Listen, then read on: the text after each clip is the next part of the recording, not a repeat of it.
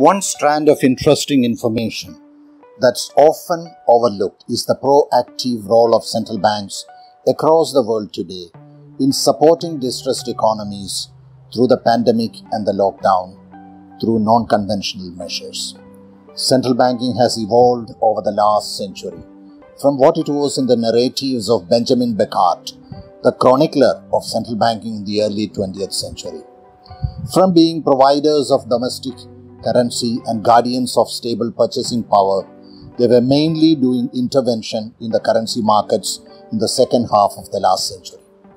During the Great Recession in 2007-2008, through the quantitative easing, they were providers of liquidity supporting markets which were saddled with a lot of bad debt.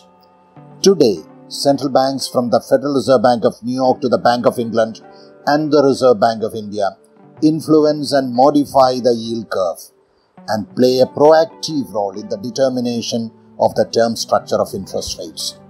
Apart from plain selling of bonds or purchases at the short end or the long end, to switching from long end to the short end or from the short end to the long end, or doing targeted repos of 1 year or 3 years duration to fund the banking system, the central banks today have become very powerful in determining the liquidity conditions as well as the shape of the yield curve.